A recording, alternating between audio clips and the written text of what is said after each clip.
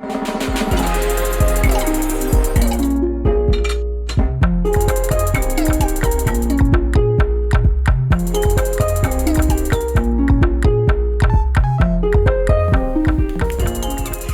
sommes en milieu de semaine, le mercredi 17 mai très exactement, et vous êtes bien sur TV Vendée pour faire le point sur l'actu 100% Vendée de ce jour. Restez avec nous, surtout si vous avez 26 minutes devant vous. C'est une promesse, dans 20 minutes vous allez repartir en sachant tout ce qui s'est passé dernièrement dans le département. Aujourd'hui nous parlons notamment de la Joséphine, puisque les candidatures, ça y est, elles sont ouvertes pour faire partie des égéries de la prochaine édition. Mettre son visage, mais aussi son parcours ou son histoire au service de la lutte contre le cancer du sein, comme Manon, Florence ou encore Camille l'an dernier, c'est donc possible et on vous dit comment dans quelques instants. Nous allons revenir aussi sur cette volonté des gendarmes de la Vendée de casser un petit peu leur image d'acteurs uniquement de la répression. Des portes ouvertes étaient organisées ce week-end à La Roche-sur-Yon pour découvrir les différents métiers de la gendarmerie. Elles ont attiré un petit peu plus de 1000 personnes. Et là, les chiffres organisateurs et forces de l'ordre, eh bien, ce sont les mêmes. L'aérodrome de Beauvoir-Fromentine, vous allez pouvoir désormais l'appeler l'aérodrome Jacqueline Auriol. L'inauguration a eu lieu ce week-end. Là encore, c'était en présence du petit-fils de l'aviatrice qui est né à Chaland en 1917, contemporaine donc d'une certaine Colette Lebray dont nous avons parlé en début de semaine. Nous retrouvons aussi nos chroniques du mercredi, du ciné notamment, avec le coup de cœur d'Olivier qui s'est porté cette semaine sur Premières Urgences. C'est un documentaire qui suit le quotidien de jeunes internes dans un hôpital de banlieue parisienne. Une projection est prévue à Luçon lundi soir. Un nouvel indice pour notre jeu de la matinale, évidemment. Et puis du côté du programme télé, on fera un petit tour sur le plateau de conseil de famille pour aller à la découverte d'une nouvelle association.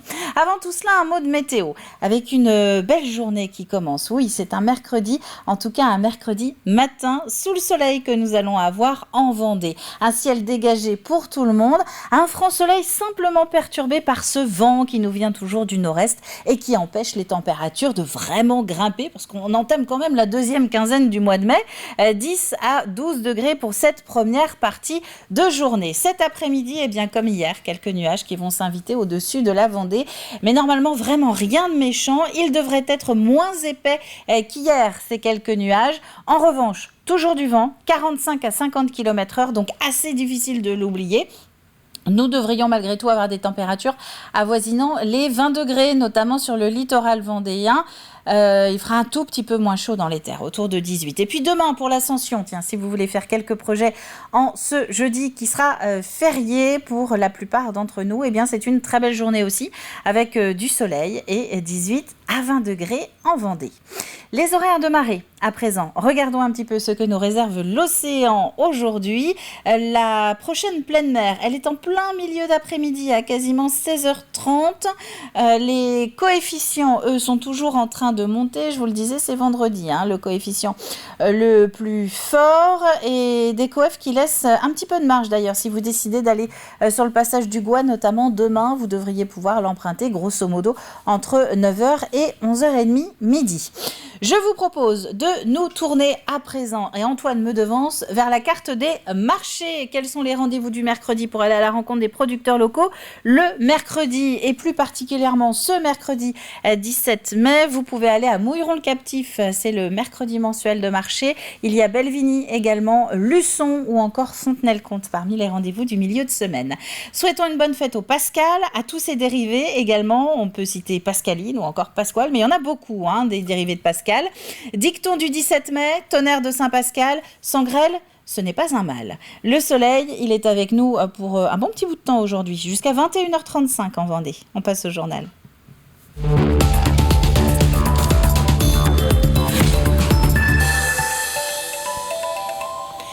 21 379. Nous étions 21 379 femmes à participer l'année dernière à la Joséphine, ce rassemblement sportif et solidaire en soutien à tous les malades du cancer du sein. Une mobilisation de nouveau prévue cette année avec d'une part les dates de l'événement qui sont d'ores et déjà connues. Vous pouvez sortir l'agenda. Ce sera du 30 septembre au 7 octobre dans toutes les communes de Vendée, puis le grand rassemblement dimanche 8 octobre à La Roche-sur-Yon, mais également avec le lancement cette semaine du casting pour trouver les nouvelles égéries de la vague rose. Vous avez jusqu'au 18 juin pour faire comme Florence, égérie en 2022. Si j'ai fait la Joséphine, c'était parce qu'à l'époque, j'ai perdu une amie. Et quand j'ai vu cette campagne pour avoir une égérie, je me suis dit, mais il faut que je le fasse. Il faut que je le fasse. J'ai pensé à elle. Et je me suis dit, si je peux faire un petit truc. Voilà. Et en fait, c'est ce qui m'a motivée pendant toute cette Joséphine. C'était c'est de penser à cette amie. Et après, honnêtement, mais l'aventure des Joséphines et des égéries, c'est fabuleux. Parce qu'on a fait plein de jolies rencontres avec des gens très intéressants et qui nous ont appris encore un petit peu plus sur toute cette organisation, en fait. Ouais. Pourquoi des visages ? C'est juste pour que chacune des Vendéennes puisse s'identifier Joséphine. On souhaite personnaliser aussi qu'on habite à Fontenay-le-Comte, à Montaigu ou au Sable d'Olonne. On se dit que on est Joséphine et puis on continue à l'être d'année en année, et y compris pour cette 9e édition. Et les messages aussi, bien sûr, parce que la Joséphine maintenant elle est devenue vendéenne, voire presque régionale. Et donc les messages aussi des Vendéennes aux quatre coins du territoire, ils sont là, ils sont forts. Et puis c'est comme ça aussi, c'est toujours cette solidarité féminine. Aux quatre coins du territoire, mais également de l'autre côté de l'Atlantique. Drummondville, la ville québécoise qui est partenaire de La Roche-sur-Yon, va organiser aussi cette année sa propre Joséphine. Ce sera le 1er octobre. Quant au casting des égéries vendéennes pour cette 9e édition, l'inscription est donc ouverte. Elle se fait sur larochesuryon.fr. Il faut simplement être majeur et habiter quand même en Vendée. Restons à La Roche-sur-Yon et prenons maintenant la direction de la caserne Gouvion. C'est le siège de la gendarmerie dans le département. Un siège qui organisait samedi ses premières portes ouvertes. L'idée était de rappeler que la mission des gendarmes ne se limite pas au contrôle de vitesse sur la route, loin de là. Assistance, enquête ou encore opérations extérieures ont été présentées aux milliers de curieux venus samedi à la rencontre des forces de l'ordre. Colline Davy. Sortez les véhicules! Non, j'ai pas envie, qu'est-ce que vous voulez? Sortez les véhicules! Non! Allez vous faire voir! Tac, tac, tac, tac, tac, tac, tac, ouais. Une interpellation musclée et applaudie par le public. Tout est factice, mais cela n'en reste pas moins impressionnant, même pour ceux qui souhaitent en faire leur métier. Oui, c'est la première fois qu'on voit ça, oui, en vrai, ouais. Surtout quand le chien, il a sauté dans la voiture par la fenêtre. J'aime bien les voitures et surtout les tenues des policiers. Parce que j'aime bien les policiers. T'as envie d'être policier ? Des démonstrations de toutes sortes et de nombreux stands pour expliquer tous les métiers de la gendarmerie. Gendarmerie, coupe le moteur! Botte sur la tête! L'objectif est simple, informer les citoyens des missions des gendarmes, pour la plupart méconnues ou mal connues. C'est vraiment important parce que je pense que la population française voit des chiens en intervention sur les événements assez graves sur le pays et en Outre-mer. Mais par exemple la piste, moi je fais de la recherche de personnes disparues, c'est pas un volet que les gens connaissent, quoi. Les personnes désorientées qui partent des EHPAD ou des choses comme ça qui peuvent arriver, il faut que le public soit au courant de ça et sache vraiment ce que la gendarmerie est capable de faire et les moyens que la gendarmerie est en mesure d'apporter à la population. C'est aussi l'occasion pour la profession de se montrer sous un autre jour et le public apprécie. Les voir à proximité et plus seulement de loin avec des jumelles, cet aspect un peu négatif qu'on a du gendarme. Là, on voit plutôt l'aspect positif. Justement, ça permet aussi de voir autre chose. Donc, ça leur donne une meilleure image, je pense aussi. C'est plus simple, c'est moins vaste en fait la zone. Je vois des gendarmes qui expliquent leur métier avec passion dans tous les domaines, des gens qui semblent très intéressés, qui applaudissent aux différentes démonstrations.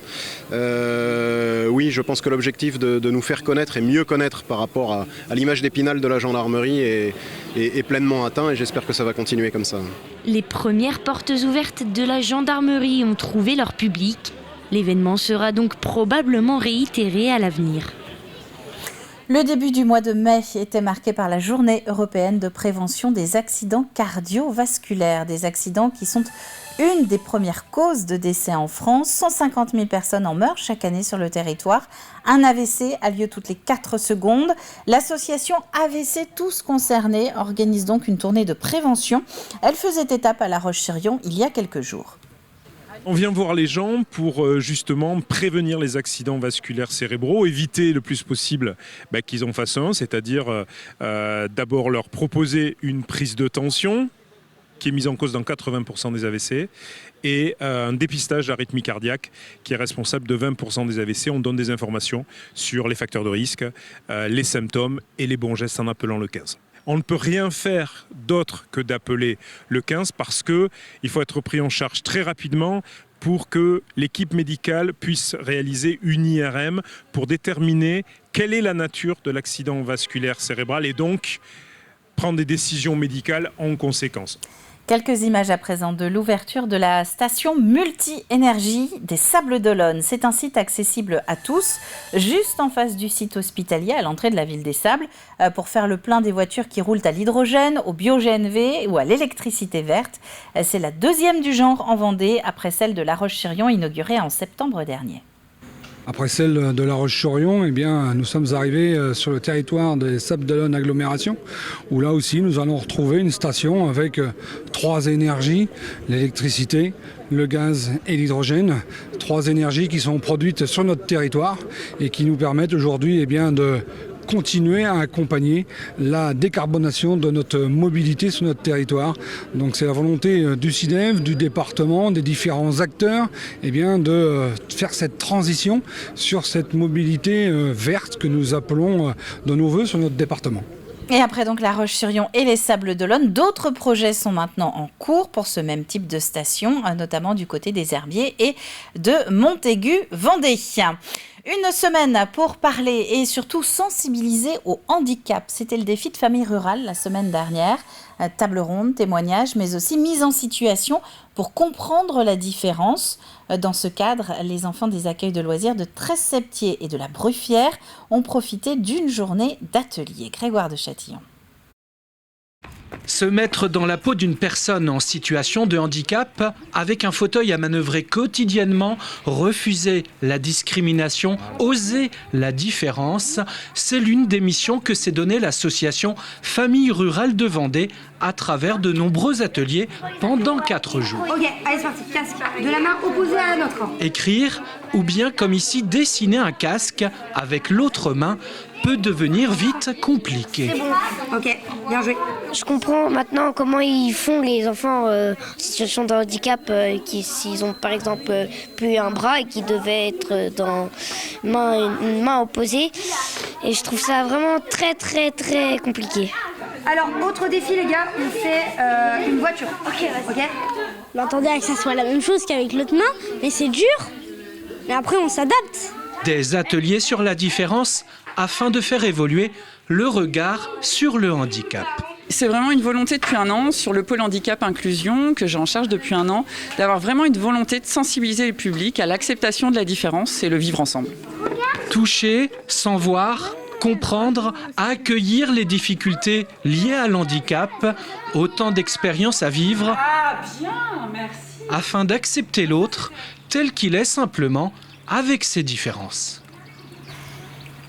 Nous parlions de Colette Lebray en début de semaine, cette Chalandaise qui prête désormais son nom au nouveau lycée d'Esnay. Eh bien, Chaland est manifestement un berceau natal plutôt inspirant, puisque contemporaine à Colette Lebray, il y a aussi Jacqueline Auriol qui y est née.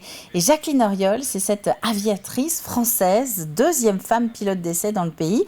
Et son nom vient d'être donné à l'aérodrome de Beauvoir-Fromentine. C'était samedi après-midi, en présence de ses descendants. C'est très important que de perpétrer, à mon avis, l'image, le nom de Jacqueline Auriol, tout près de sa commune de naissance. Je pense que c'est important pour les jeunes, pour les élèves de l'école Jacqueline Auriol, qui est à Chaland, de savoir qui était cette femme, ce qu'elle représente dans l'histoire et ce qu'elle représente pour les femmes et pour l'avancée l'avancée des femmes dans la société. Madame Auriol, c'est quand même quelqu'un qui a marqué l'histoire de l'aviation. C'est la femme la plus rapide d'Europe, qu'il y a encore, je crois, qui a le record encore. Donc c'était extrêmement important pour nous de nommer cet aérodrome, surtout qu'en France, il n'y a aucun aéroport ou aérodrome qui s'appelait avant Jacqueline Auriol. Il y a des collèges, il y a des salles des fêtes, mais il n'y avait pas d'aérodrome. Donc pour nous, c'était important que Jacqueline Auriol ait son aérodrome. Et nous allons y revenir dans quelques minutes avec notre Plus Info du jour. Terminons ce journal avec le comité départemental de basket qui fête ses 60 ans. Pour l'occasion, il organise toute une semaine festive autour de la balle orange. Plus de 1000 écoliers se sont par exemple retrouvés hier au Vendespace pour fêter ces 6 décennies de la discipline dans le département. Et ce n'est que le début d'un programme très riche prévu sur cette fin de semaine. On continue jeudi avec la fête nationale du mini-basket, où là on s'adresse à des enfants qui ont entre 9 et 11 ans, qui vont être là. Il va y en avoir 1200 et ça va être une très très belle fête aussi toute la journée. Et puis on va continuer vendredi soir avec la soirée anniversaire, avec tous les clubs qui sont invités, toutes les personnalités, nos partenaires pour fêter nos 60 ans, avec une belle soirée très conviviale.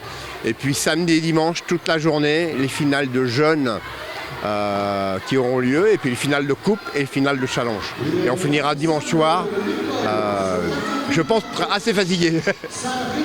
Voilà pour l'actualité du jour. On va regarder une dernière fois les températures de ce mercredi matin. Profitez du soleil, un soleil accompagné de températures modestes, dirons-nous, pour cette mi-mai.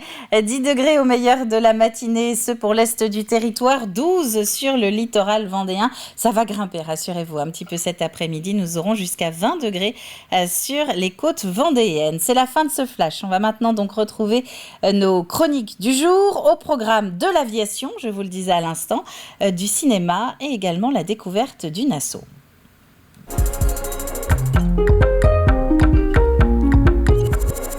Et nous commençons donc avec notre Plus Info du jour. Nous revenons sur un sujet rapidement abordé dans le journal, la toute récente donc inauguration de l'aérodrome de Beauvoir-Fromentine. Elle a eu lieu en présence des descendants de Jacqueline Auriol qui prête désormais son nom au site.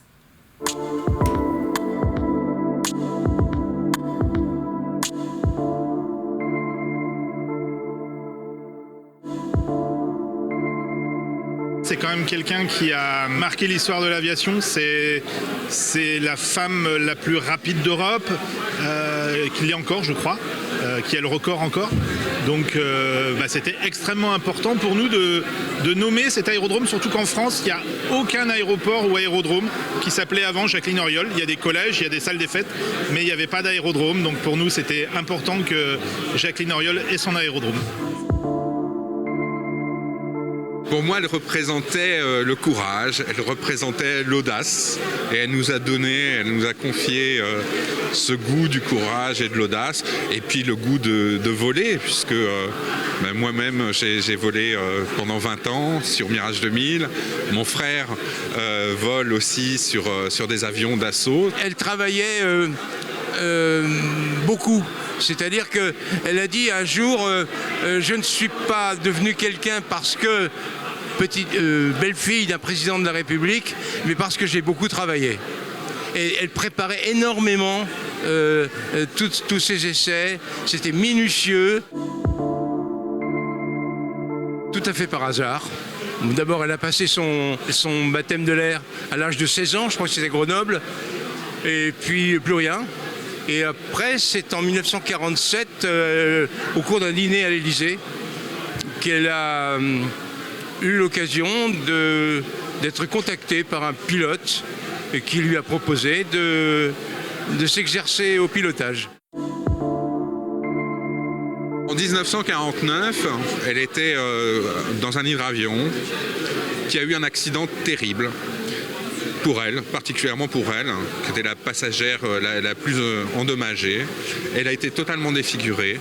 Elle est restée plus d'1 an à subir opération sur opération. Et malgré ça, elle n'en a pas voulu à l'aéronautique. Au contraire, elle a voulu prendre sa revanche et faire de cette activité son métier. Voilà ce que j'appelle la résilience. Le courage, un grand courage, une grande ténacité, parce qu'elle a appris à piloter à l'âge de 30 ans, donc sur le tard.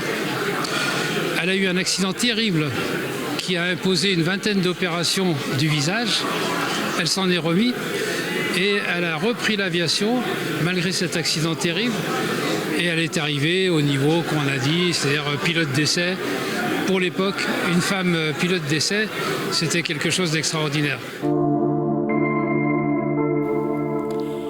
L'aéroclub de Beauvoir-Fromentine qui compte aujourd'hui une 50aine de membres et compte aussi une école de pilotage. On va parler ciné maintenant.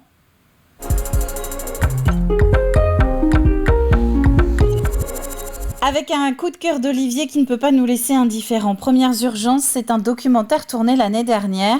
Il suit le parcours d'étudiants en médecine qui commencent leur tout premier stage en internat. 1h40 pour effleurer le quotidien des professionnels de santé.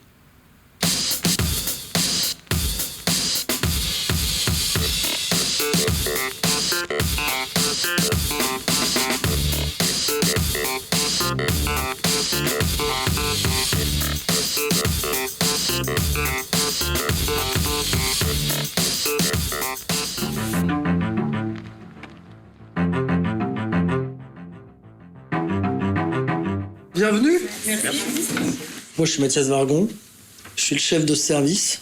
J'espère qu'on va passer un bon semestre. Il faut bien que notre service il fonctionne. Là, il fonctionne plus. J'en ai partout. Il me faut du personnel en plus, là. Donc, l'idée, c'est que vous passiez 6 mois bien, quoi, que vous fassiez plaisir. C'est vraiment la merde, là, ce matin. Que vous appreniez la médecine. Dans le box qui se ferme pas. Voilà. Déjà, il faut que je comprenne comment fonctionne le site. Les imprimantes, j'ai dit que si ça tenait qu'à moi, je la foutais par la fenêtre. On peut discuter sans s'étendre du statut de l'interne. Est-ce que vous êtes des stagiaires? Moi, personnellement, j'ai peur de mal faire. Je vais vous examiner. I'm going to examine you. Pour moi, vous êtes médecin, vous êtes interne, vous avez un rôle à l'hôpital. Et elle parle pas, jamais.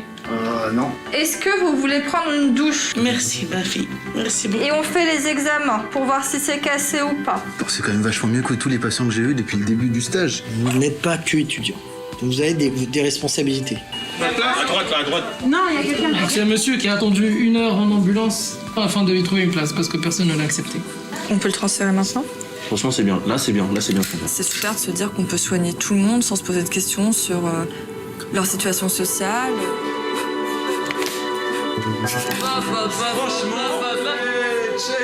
Comme me dit ma mère, c'est la plus belle invention de l'homme de toute l'histoire de l'humanité. Faut surtout pas que ça disparaisse.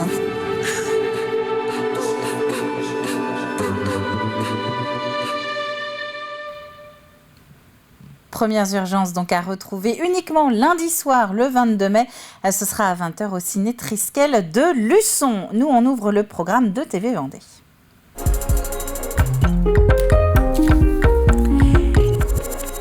Et qui dit mercredi dit conseil de famille. Régis Bossard s'intéresse cette semaine à l'UNAFAM, une association qui accompagne au quotidien les personnes atteintes de maladies psychiatriques ainsi que leurs familles. Alors Monsieur Babin, comment vous avez connu l'UNAFAM et dans quelle situation ? Moi, c'était il y a une quinzaine d'années parce que j'avais dans ma famille un proche, c'est ma fille, qui présentait des symptômes, qui avait été à l'hôpital Mazurel. Et là, nous avons eu de la chance d'avoir des gens qui nous ont dit mais va taper aux portes de l'UNAFAM parce que personne ne connaît l'UNAFAM. Et en l'occurrence, les débuts sont difficiles, mais une fois la porte franchie, puis comprendre, ça nous enrichit et ça nous permet d'être armés pour... Vous avez eu des problèmes? Non, on a toujours des problèmes. Ça s'est guéri. Il y a 15 ans, j'avais des problèmes, mais aujourd'hui, j'en ai aussi. D'accord. Donc, oui, l'UNAFAM m'apporte beaucoup. Et j'apporte aussi pour l'UNAFAM en tant que bénévole. À un moment, vous avez eu besoin de l'UNAFAM et maintenant, vous êtes devenu un bénévole et vous êtes accueil. J'ai toujours besoin de l'UNAFAM, mais en même temps, je partage maintenant mon savoir, ce que l'UNAFAM va apporter et j'encourage les gens qui... Si quelqu'un nous appelle, c'est qu'il a besoin. Donc, il faut essayer de transmettre la positivité qui vienne continuer. Je dis toujours, on ne va pas vous aider. On vient vous... C'est vous qui allez vous aider en venant vers nous. Parce qu'on n'ira pas les chercher. Et pour en savoir un petit peu plus sur l'UNAFAM, rendez-vous dans l'intégralité de ce conseil de famille tout au long de la journée sur l'antenne ainsi que sur notre plateforme YouTube et le site internet de TV Vendée. On passe au jeu.